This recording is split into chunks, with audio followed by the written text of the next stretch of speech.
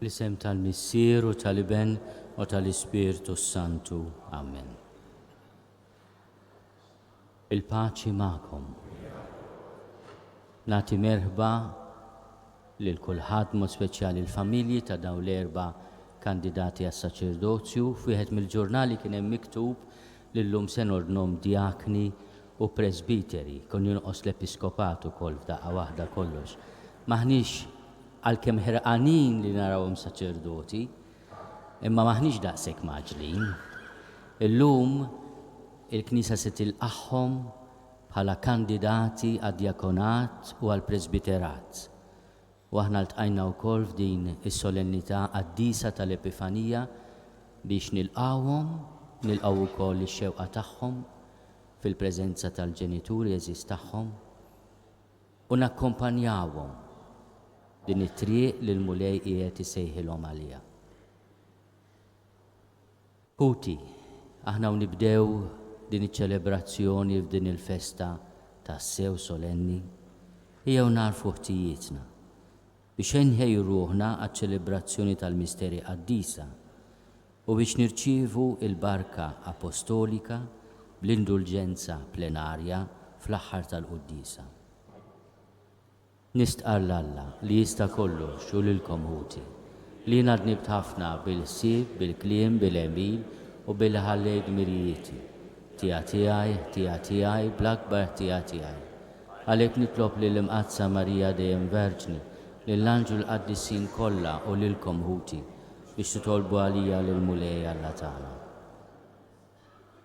Għat-talb u l-merti tal-Imqazza Verġni Marija, tal-Apostli San Pietru u San Pawl u tal-Qaddisin kollha, Alla ħanin li jista' kollox jagħtikom żmien ta' penitenza vera li tħalli frott kotran, qalb dejjem sobina u ħerqana l-konverżjoni u perseveranza f'kull emil tajjeb, jaħfrilkom dnubietkom u jwassalkom għal ħajja ta' dejjem.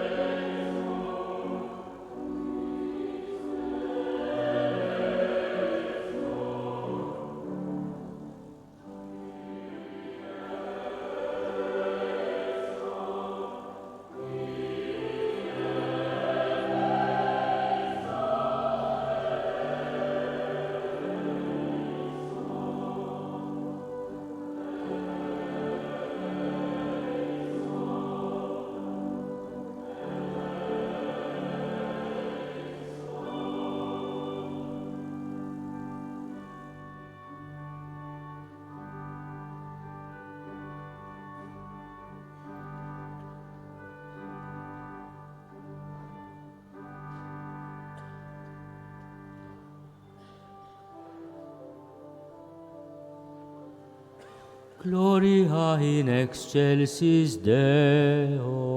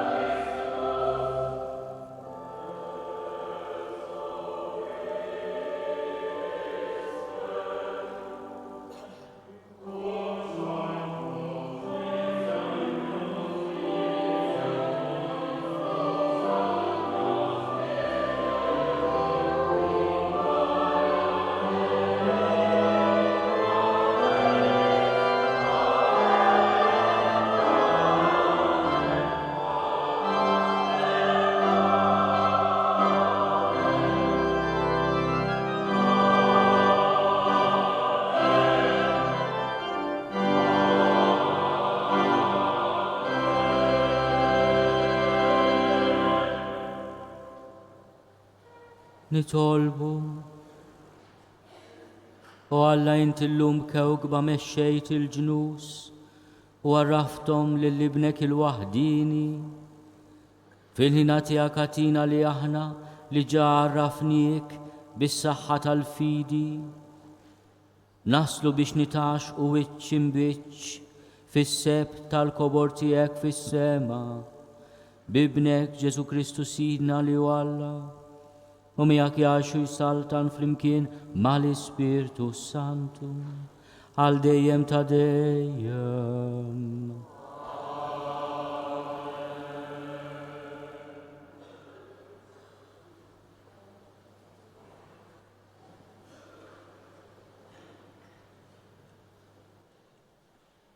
Qari mill-ktieb tal-Profeta Eżajija. Ħajiddi wiċċek, id-dawl tiegħek wasal, jiddi fuqek sebħ il-mulej. Ara dlamijiet jiksu l-art u sħab iswed il-popli. Iżda fuqek jiddi l-mulej u s-seb tiegħu ifittx fuqek. Il-ġnus qed jimxu fid-dawl tiegħek u slaten fid-dija tas-sebħ tiegħek. Olli u dawwar għajnejk madwarek u ara, il-koll miġbura ġejjin għandek. U liedek ġejjin mill-bot, u bnietek iġorruhom fuq id-dirajn. Imbagħad tħares u wiċċek jiddi, u tħabbat u timtela qalbek, għax fuqek taqa' l-kotra tal-ġid tal-ibħra, u l-għana tal-ġnus jiġi għandek. Imrieħel ta' ġimla qatt jattuk, li ġimla żgħar ta' Midjan u Efa. Il-koll minn Seba jiġu, mobbija mid-deb u l-inċens, u jxandru t-tifħir tal-mulej. Il-kelma tal-mulej.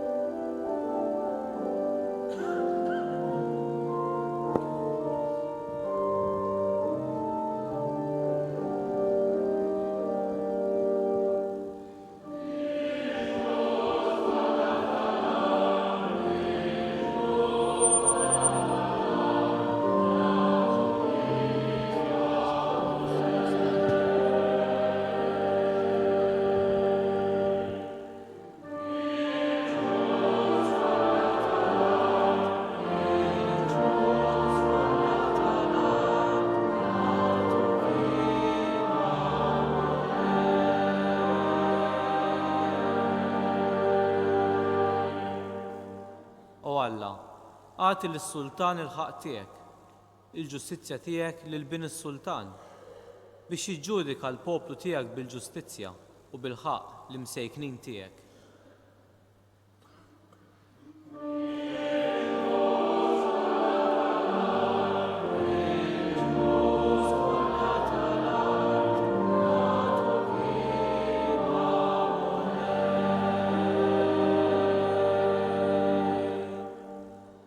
Tħaddar fimu l-ġustizzja u slim kotran sa ma jintem il-qamar. Isaltan minn baħar sa baħar u mixmara sa truf l-art.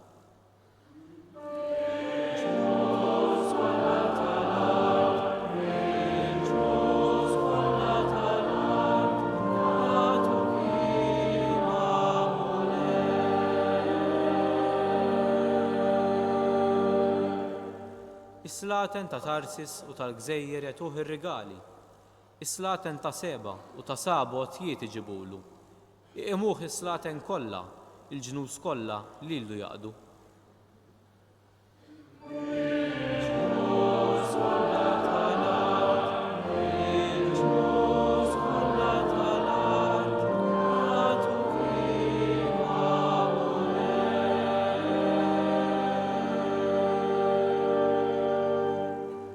Għaxu jeħles l-fqil li jsejjaħlu u lill-imsejken li m'għandux min jgħinu. Iħenna d-dajjef u għall-fqajjar, il-ħajja tal-fqajrin isalva.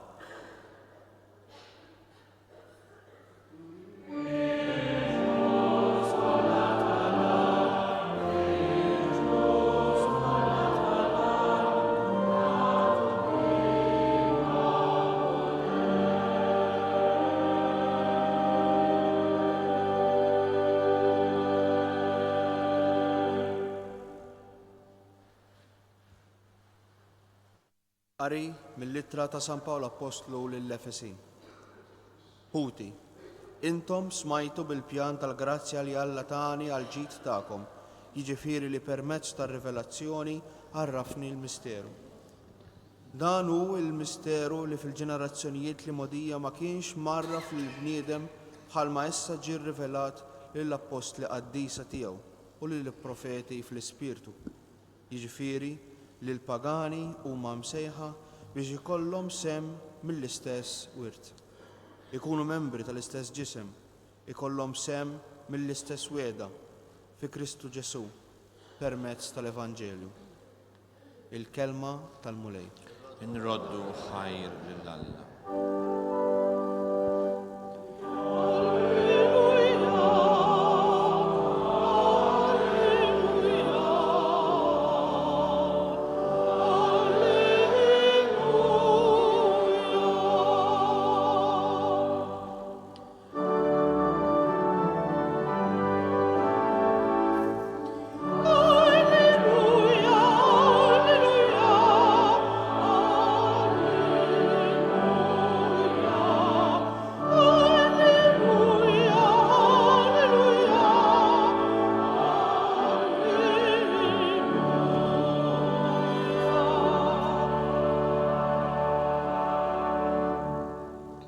Rajna il-kewba tiegħu tiela u ġejna inqimu lill-mulej.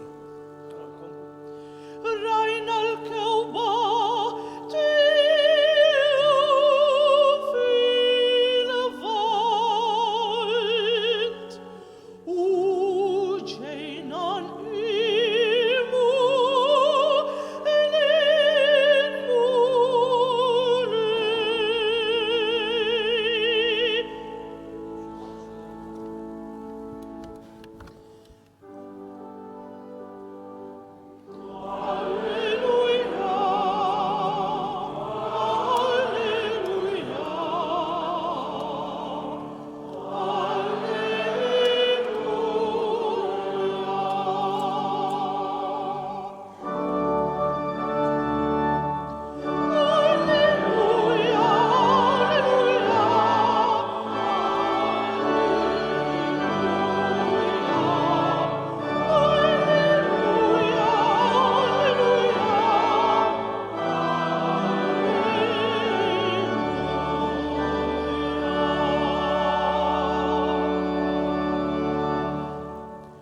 Il-mulej ma'kom.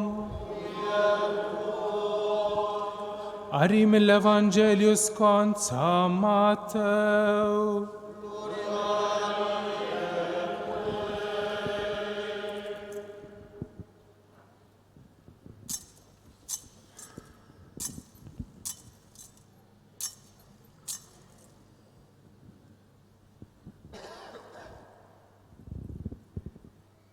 Meta twilet Ġesu f'Betlehem tal-Ludija, fi żmien is-Sultan Erodi, xi magi mill-Lvant ġew Ġerusalemm jistaqsu: fejn hu dak li twilet Sultan tal-Lud? Għax rajna l-kewba tiegħu tiela u ġejna nqimuh. Is-Sultan Erodi sema bihom u tħawwatu u Ġerusalemm kollha miegħu. Ġabar flimkien il-qassisin il-kbar u l-kittiba kollha tal-poplu u rrid jaf minn għandhom fejn kellu jitwilet il-Messija. U huma qalulu f'Betlehem tal-Ludija għax hekk inkiteb mill-profeta: u int Betlehem art ta' Ġuda, le m'intix l-iżgħar fost l-bliet il-kbar ta' Ġuda, għax minnek joħroġ mexxej li jira l-poplu tiegħi Iżrael. Erodi imbagħad sejjaħ il-magi bil-moħbi u tkixxef bir-reqqa kollha minn għandhom iż-żmien li fih daritilhom il-kewba. Bagħathom Betlehem u qalilhom: morru, staqsu sewwa għat-tifel u meta ssibuh ejjew għejduli ħalli jien ukoll niġi nqimu. Dawk wara li semgħu lis-Sultan telqu u wara l-kewba li kienu raw tiela bdiet mixja qudiemhom sakemm waslet u waqfet fuq il-post fejn kien hemm it-tifel. kif raw il-kewba imtlew fer kbir tas-sew. Meta mbagħad daħlu id-dar u raw li t-tifel ma' Ommu Marija, inxteħtu fl-arti imuh, fetħu t-teżori tagħhom u offrewlu rigali, deb, inċens u mirra. Imbagħad billi kienu missijin f'ħolma biex ma jerġgħux imorru għand Erodi, telqu lura lejn arthom minn triq oħra. Il-kelma tal-Mulej.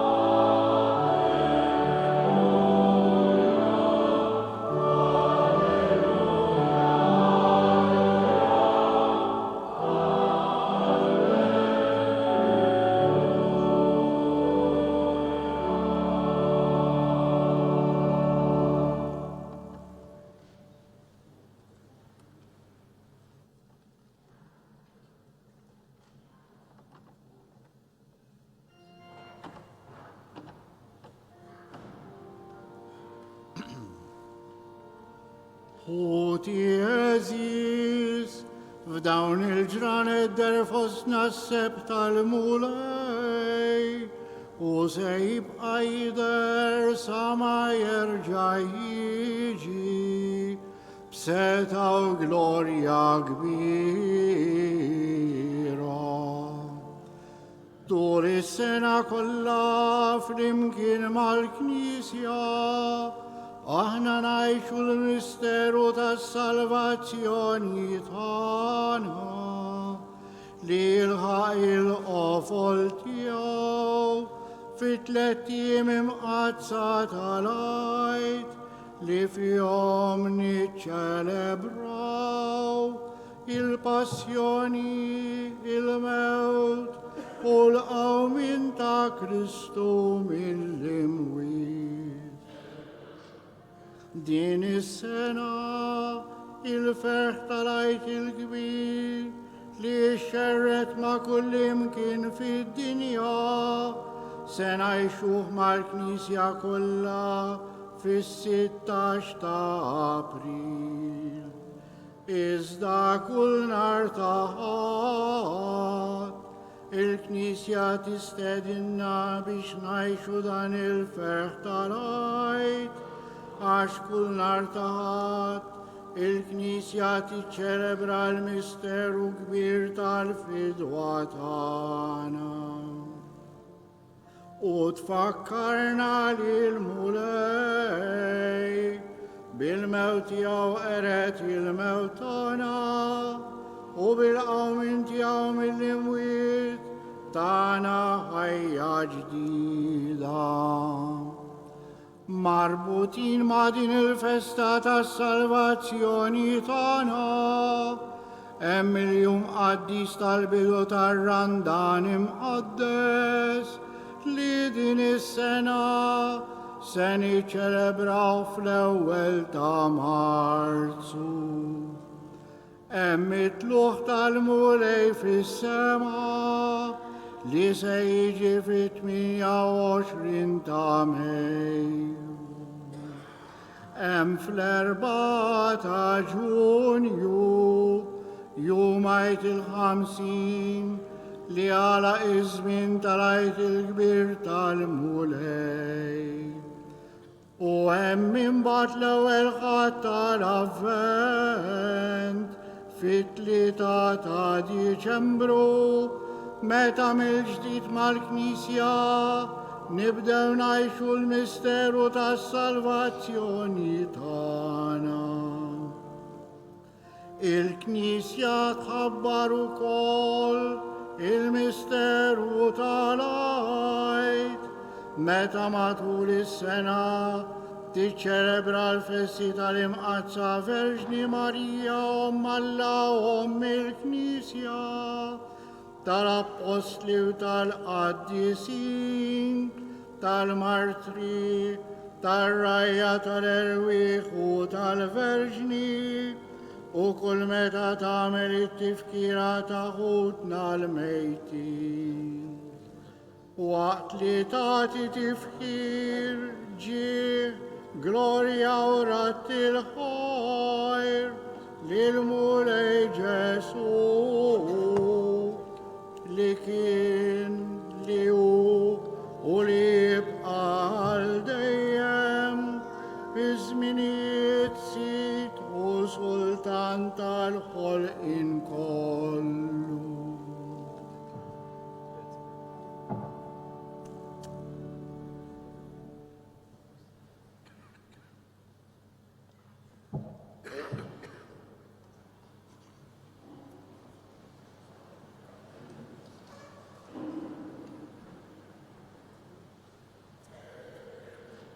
First of all, a warm welcome to our English-speaking guests and to our guests from abroad who have joined us for this solemn celebration of Epiphany. Huwa verament moment għażiż għalina jekk nirriflettu li din il-festa li qegħdin niċċelebraw illum, il-festa tal-Epifanija, tiċċelebra wkoll l-erq, ir-rieda ta' mħabba tal-missier fuq il-ġens tagħna u fuq pajjiżna. Il-festi tal-miliet li ċċelebrajna dawn l-aħħar 15-il ġurnata, il-messaġġ ta' twelid ta' Ġesu kien indirizzat l-ewwel nett lill-poplu ta' Iżrael, lir-rajja. Illum jiġi muri u mwassal lill-ġnus. U aħna nippartjenu lil din il-kategorija ta' bnedmin li permezz tal-misteru kbir tal-Epifanija qegħdin niġu msejħa biex niltaqgħu ma' Ġesu. Dak li l-Apostlu missierna u jikteb lill-Efessin isejjaħlu pjan ta' grazzja, pjan fi kliem ieħor ta' mħabba. Il-pjan tal-imħabba li Alla tana għal ġid tagħna jgħid. Għaliex aħna msejħin bħal poplu ludi għall-istess wirt biex inkunu tal-istess membri tal-istess ġisem, il-ġisem ta' Ġesu, u jkollna sem mill-istess weda. U jgħid fi Kristu Ġesu permezz tal-Evanġelju. Mela aħna u nħabbru illum il-misteru tal-għajt li se niċċelebraw kif kantalna Dun Giuseppe fis-16 ta' April, aħna niftakru li niċċelebraw ukoll fl-10 ta' Frar il-miġġja fostna ta' Ludi li ġabilna l-oħla dawl. Niċċelebraw illum dak li kiteb tant sabiħ, mod sabiħ, il-poeta nazzjonali Dunkarm, lil din l-art ħelwa, l-om li tatna jisima. Din l-art ħelwa inti li bista bl-oħla dawl. Dan id-dawl huwa d-dawl li jiddillum mhux biss fil-kewkba imma fil-wiċċ ta' tfajjel Ġesu. Li attira leħ il-ġnus, dawn il-maġi li ġew mill-Vant li fihom isseħħ il-profezzija li smajna fl-ewwel qari. Is-seb ta' Ġerusalem jiddi fuq il-ġnus. Aħna wkoll Irridu nkunu bħala poplu nisrani li f'din il-festa jiċċelebra l-erq tal-vokazzjoni nisranija tiegħu tas-sejħa li jiltaqa' ma' Ġesu. Irridu nkunu wkoll Epifanija. Il-kelma Epifanija tfisser propju din id-dija li ddawwar il-madwar, Epifajnej. Aħna rridu nkunu Epifanija, irridu nuru mhux biss bil-kelma tagħna, imma l-iżjed bl-atteġġjamenti tagħna, bil-fatti, mod konkret. Id-dawl ħelu ta' Ġesu, l-oħla dawl, l-iżjed dawl ħelu. Jiena nsellmilkom eżies Peter, Jean, Ayrton Ray u Matthew.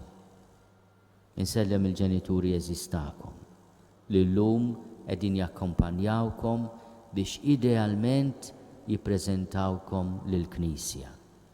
Il-Knisja tilqakom. Tilqaw koll ir-rida tagħkom li tibdew il-mixja mill-qrib ħafna biex tkunu ordati djakni u mbagħad saċerdoti. Ġiġa qedtilkom li mhux illum. Imma fil-ġenituri tagħkom jiena nara l-komunitajiet insara li qegħdin hawnhekk kullum biex jissapportjawkom. Il-parroċċi minn fejn ġejtu, San Pawl Nawfragu, semmejnieh ġiġa. Marjam tella s-sema l-Mosta. Santa Luċija l-Imtarfa. U l-familja mqazza li klin.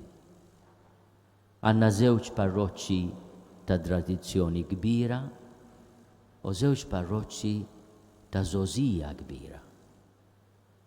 U intom b'xi mod intom l-Erba tfissru mhux biss l-eruq ta' djoċeżi imma anke l-futur sabiħ, it-tama kbira.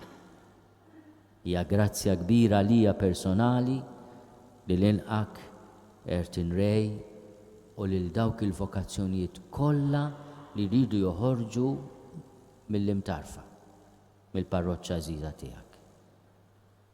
U inti wkoll Matthew li nafek.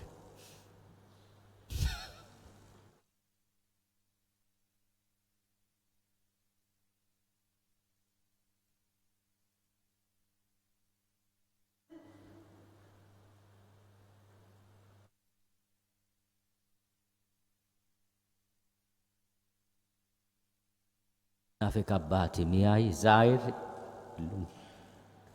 illum għaddejtni ovvjament. U ovvjament, verament ovvjament. Dik l-imbirka kappella żgħira garax illum waqqgħu għamlu xi flats. Fejn konna ninġabru komunità ċkejkna imma ħerqana biex niċċelebraw l-Ewkaristija tal-Ħadd. Konna fqar.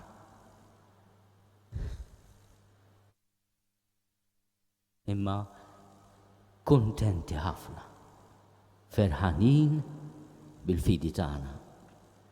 U jiena hekk nixtieq li jkunu il-komunitajiet tagħna. Komunitajiet ħerqana, mhux marbutin bil-frilli ta' din id-dinja, imma li jsibu l-essenzjal fil-kelma ta' Ġesu u fl-Ewkaristija. Wara kollox il-maġi x'sabu. Il-maġi sabu tfajjel lill-ommu u lill-missieru. U f'dik ix-xena sempliċi u maraw dawl u ma ħassew ferħ kbir u ma jiltaqgħu ma' Ġesu. Jiena nawguralkom li anki intom mhux din il-mixja li se tqarrobkom għad-djakonat, l-ewwel nett tal-ministeri ma mbagħad tad-djakonata għall-presbiterat. Intom tkunu epifanija ta' ferħ. Il-ferħ li jattirakom lejn Ġesu kunu intom l-epifanija tiegħu. Eżies seminaristi. U jiena wkoll insellem lill-komunità Nisranija Maltija.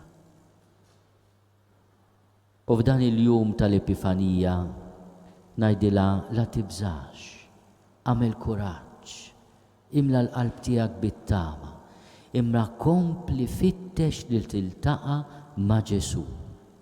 Anke f'ċirkustanzi diffiċli jew mibdula, jew inkella ta' sfida.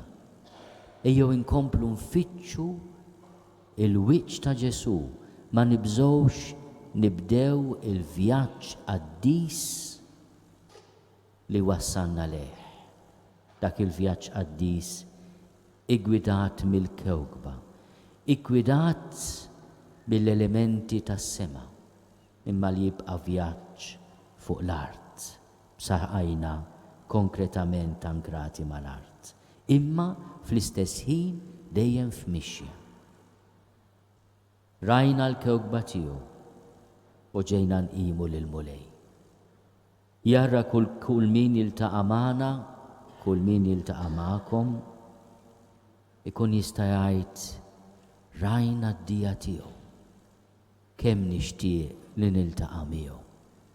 Kemm nixtieq li jiena wkoll inkun parti minn dan il-misteru kbir ta' grazzja, ta' mħabba, li jkolli l-istess wirt li għal-maħfra, li nkun membru tal-istess ġisem li għal-Knisja tiegħu, il-ġisem ħaj ta' Ġesu, u li kolli sem l-istess weda, il-weda tal-paċi fl-art u tal-ħajja ta' dejjem.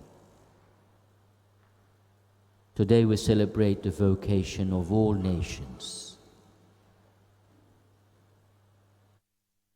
to meet Jesus. And as we celebrate the solemn feast of Epiphany, we thank the Lord for calling all nations to this wonderful meeting with His mercy, His grace, His love, made incarnate in the face and the heart of Jesus.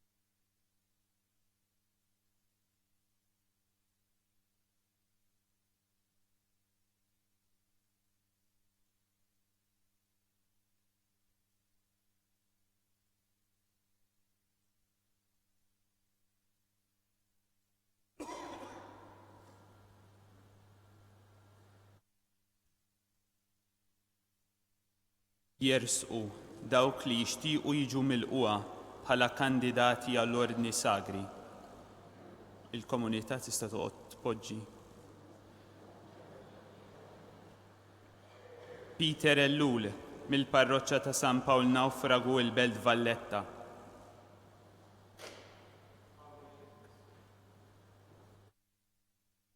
Gian Gove mill-parroċċa ta' Marija Mtella s-Sema il-Mosta.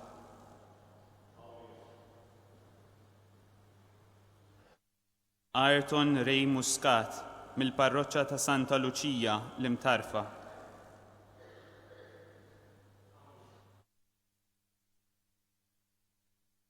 Matthew Police mill-parroċċa tal-Familja Mqazza l-Klin.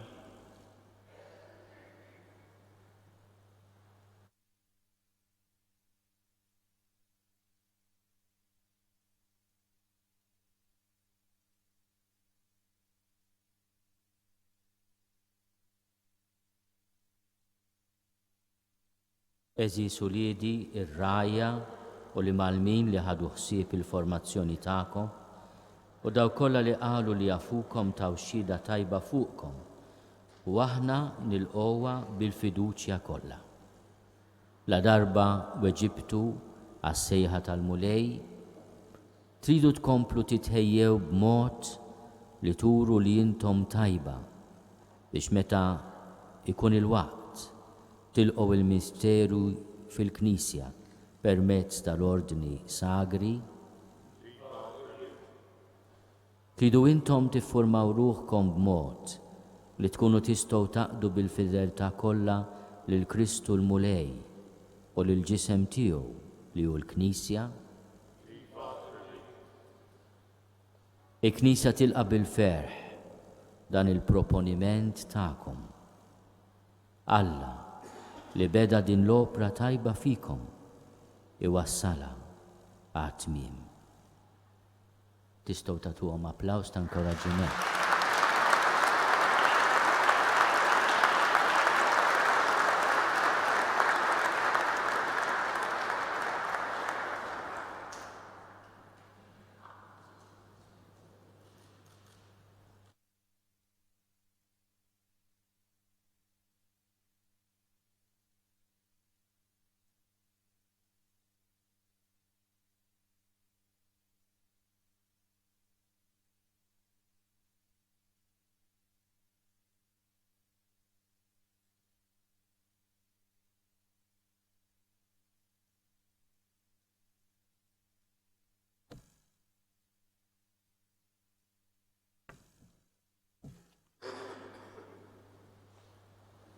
Jina nemmen falla wieħed il-Missier li jista' kollox li ħalaq is-sema u l-art, dak kollu li jidher u dak li ma jidirx, u f'mulej wieħed Ġesu Kristu iben waħdini ta' Alla, imlissel minn Missier qabel kull żmien. Alla minn Alla, dawn minn dawl, Alla veru minn Alla veru, imnissel mhux magħmul, natura waħda mal-Missier u bih sar kollox. Niżel mismewiet għalina l-bnedmin u għal-fidwa tagħna. U ħal-ġisem bis-seta tal-Ispiritu Sant. U sar bniedem. Salbu ħalina, bata ta' Ponzju Pilatu, mietu difnu. Għam minn bejn il-mwiet, skont il-kodba mqazza. U tela s-sema u jgħid fuq l-emin tal-Missier. U għandu jeġa jiġi bil-glorja biex jagħmel mill-ħajjin u mill-mejtin. U s-saltna ma jkollix tmiem. U fl-Ispiritu Santu mulej li jagħti l-ħajja. Li ġej mill-Missier u mill-Iben, li hu meqjum mweġġa flimkien mal-Missier u mal-Iben, u li tkellem f'hom il-profeti. U fi Knisja waħda, Quddiesa, Kattolika, Apostolika, nistqarma mdija waħda l-maħfra ta' dnubiet, u nistenna l-qawma mill-imwiet u l-ħajja ta' żmien li ġej. Amen.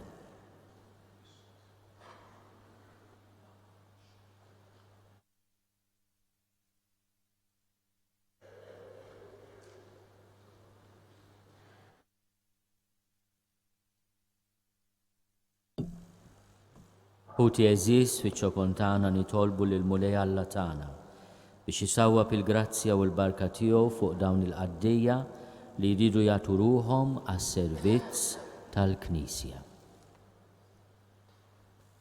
Għamel mulej li dawn ħutna jingħaqdu aktar bisħieħ ma' Kristu u bħila kbira jkunu xhieda tiegħu fost il-bnedmin. Nitolbu. Ismana nitolbuk mulej. Għatihom ħerqa kbira għal ħtiġijiet tal-bnedmin u għamel li jagħtu widen għall-leħen tal-Ispiritu Santu. Nitolbu. Ismana nitolbuk mulej. Għamilhom ministri tal-Knisja tiegħek biex bil-kelma u bl-eżempju iwettqu lil ħuthom fil-fidi u jiġbruhom biex jissieħbu fl-Ewkaristija. Nitolbuk ukoll biex tibgħat ħafna ħaddiema tal-ħsad tiegħek u għamel li l-Ispirtu Qaddis tiegħek jimlihom bid-doni tiegħu. Nitolbu. Ismana nitolbuk mulej. Wassal għal-milja tal-paċi u l-ġustizzja għal-bnedmin kollha tad-dinja. Nitolbu. Ismana nitolbuk mulej. Sieħeb fil-passjoni ta' Kristu, il-ħutna li nsabu mġarbin mill-hemm u mill-mart biex jiksbu ħelqien u fejqan. Nitolbu. Ismana nitolbuk mulej. Nitolbuk mulej tilqat talb tagħna u tatina dak kollu li għandna bżonn fir-ruħ u fil-ġisem għal-merti tal-misteru kbir tal-Epifanija ta' ibnek bi Kristu Sina.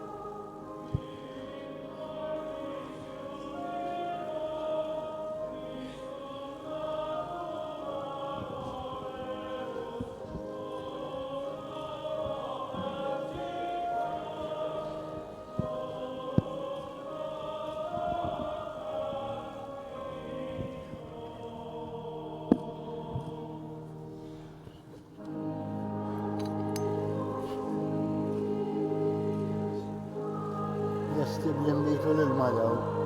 Daw l-estim li mmitu l-ilma u daw ta' celiacs.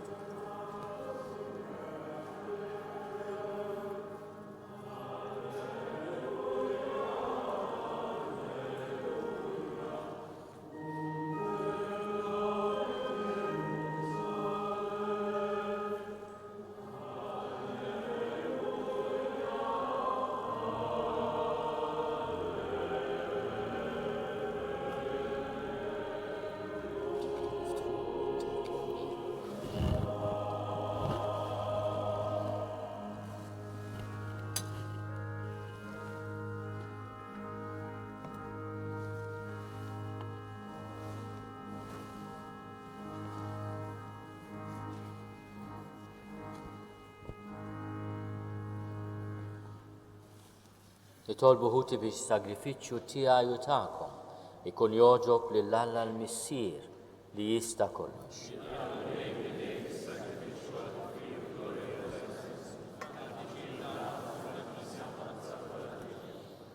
Fil-ħina tiegħek mulej ħares lejn dawn l-offerti tal-Knisja tiegħek. Maħni se nofrulek iżjed deb, inċens u mirra, iżda lill-ibnek Ġesu Kristu li taħt iġbijat ta' dawn l-offerti huwa sagrifikat u moti lilna bħala ikel u li għaxu jsaltan għal dejjem ta' dejjem. Il-mulej ma'kom, nerfo qlubna l-fuq, niżuħal il-mulej Alla tagħna. Sewa u xira tassew mulej Missier Qaddis, Alla ta' dejjem li tista' kollox, tajjeb u taġi tas-salvazzjoni tagħna, li dejjem u kull imkien inroddu lek ħajr. Għax inti llum dawwalt il-ġnus, meta wrejthom fi Kristu l-misteru tas-salvazzjoni. U bid-dera ta' ibnek fostna bħala bniedem li jmut, infejjaqtna bisħeb ġdid tal-ħajja tiegħu li qatt ma tintemm. Għalhekk mal-anġli u mal-arkanġli, mat-troni u mad-dominazzjonijiet, maqtajja kollha tal-eżerċiti tas-sema, intennu l-innu tal-glorja tiegħek u nkantawlek bla ħeda.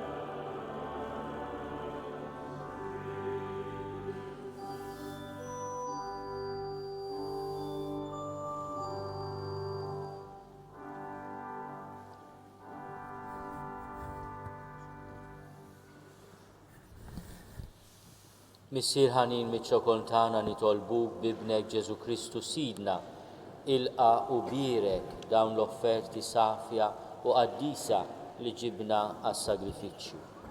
Aħna nofruhomlok l-ewwel nett tal-Knisja tiegħek qaddisa u kattolika għati slim ħarisa għada u mexxija mad-dinja kollha, flimkien mal-qaddej tiegħek il-Papa Franġisku, miegħi qaddej tiegħek mingħajr ma jistħoqli, u mal-isfijiet kollha li ħadnu jistqarru l-fidi vera u kattolika li għaddewna l-apposti. Ftakar mulej fil-qaddejja tiegħek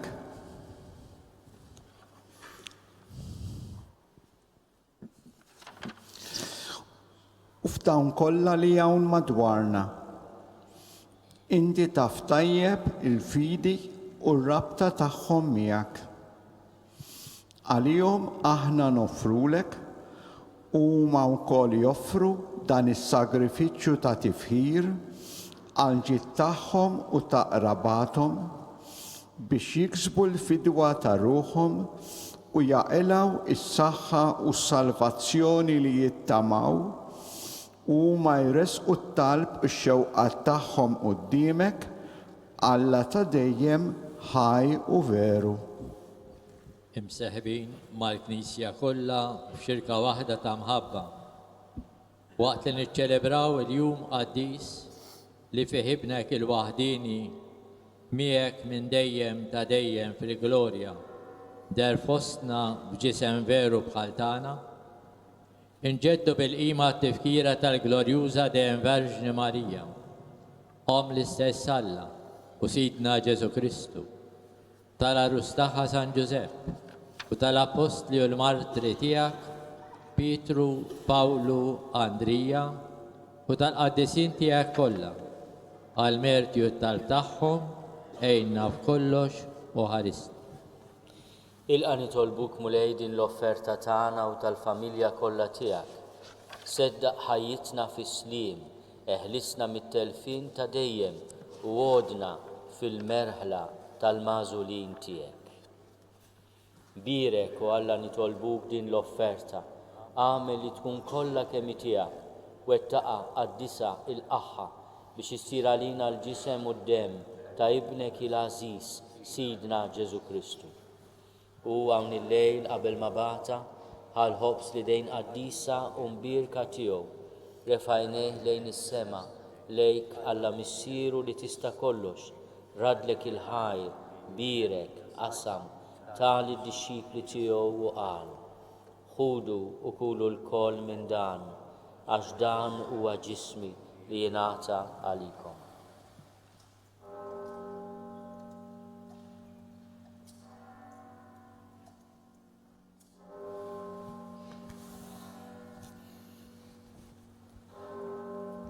Ekku kol wara li klaħa dan il-kalċi Aziz li dejn qaddisa u mbirka tiegħu, reġarat il-ħajr, birek, tali d-dixxipli tiegħu u qal: ħudu u ixorbu minnu l-koll, għax dan huwa l-kalċi ta' demmi tal-patt il-ġdid li jibqa' għal dejjem, id-dem li jxerret għalikom u għall-bnedmin kollha għal maħfra ta' dnubiet.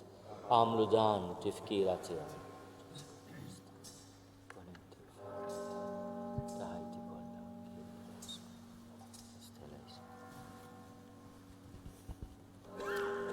Dan hu l-misteru tal-fidi.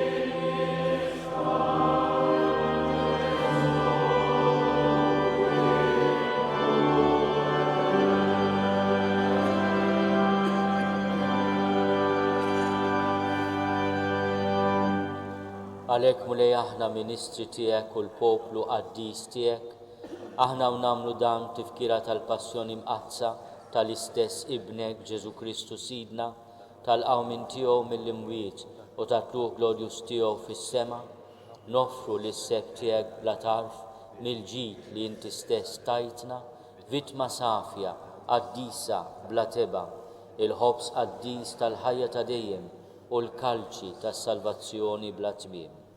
Ixħed fuqhom ħarsa ta' tjieba u sliem, ilqaħħom bħalma oġbok tilqa l-offerti tal-qaddej ġustijek Abel, is-sagrifiċċju ta' missierna Abram u s-sagrifiċċju li offrirek il-qassis il-kbir tiegħek Melkisedek, sagrifiċċju qaddis vittma bla teba.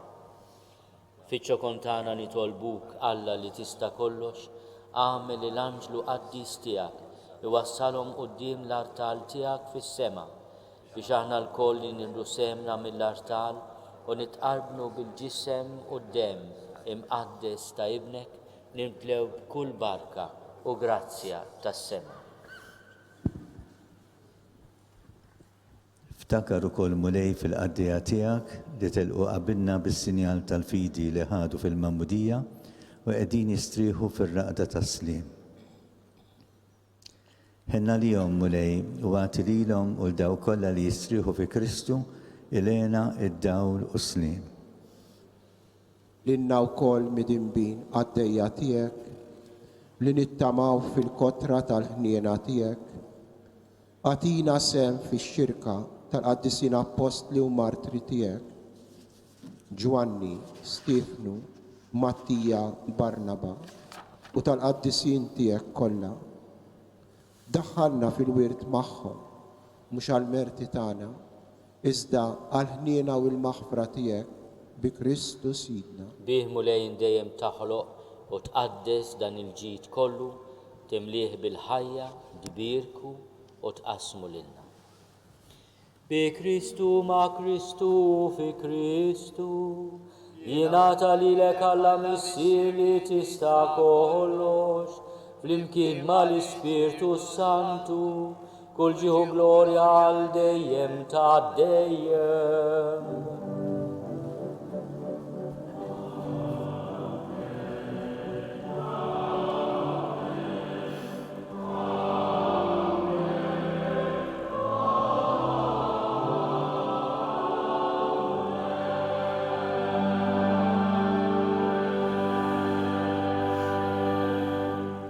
Ejjew nitolbu kif għallimna u ridna nagħmlu li bentalla għas-salvazzjoni tagħna.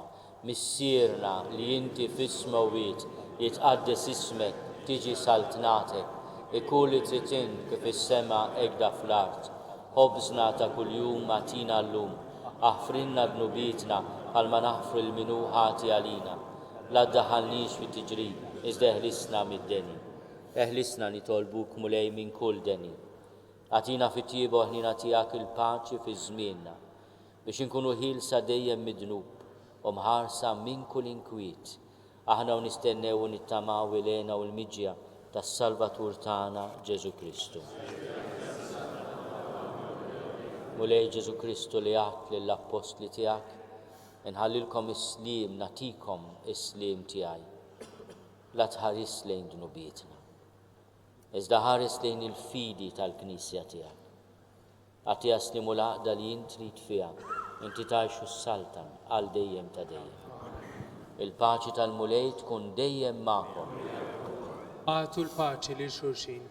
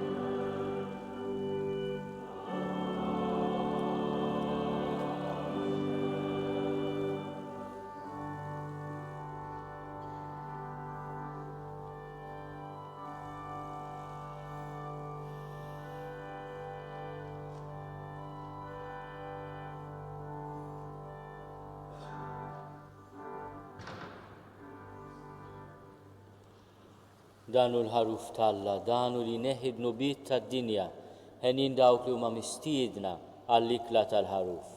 Mulej ma jistoqlix li tidħol taħt is-saqaf tiegħi, iżda biss kelma waħda u ruħi tkun infejqa.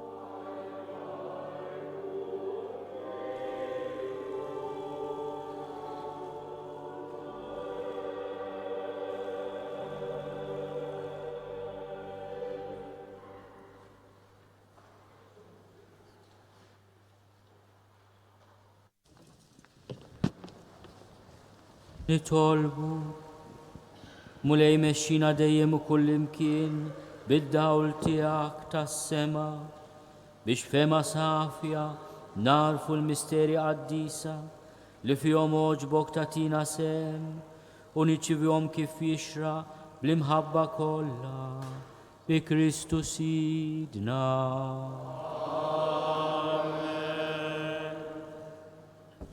Missierna fi Kristu Charles, għal grazzja ta' Alla u tas-Sede Apostolika, Arċisqof ta' Malta, fisem il-Qudusija tiegħu il-Papa, jagħti lil kull min jinsab preżenti li hu niedem u u tqarben il-barka apostolika bl-indulġenza plenarja.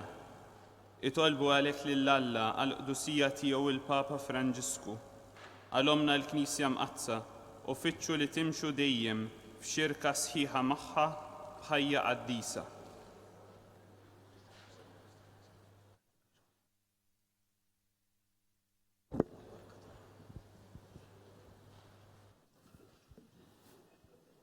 Il-mulej ma'kom. Imbaxxu rasna biex nirċievu l-barka. Ikun imbirek isem il-mulej.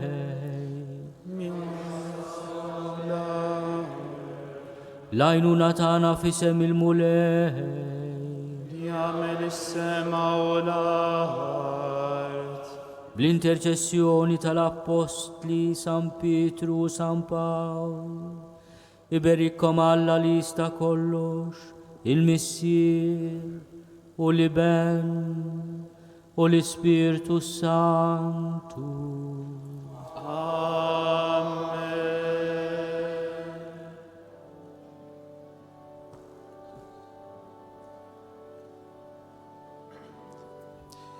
Ita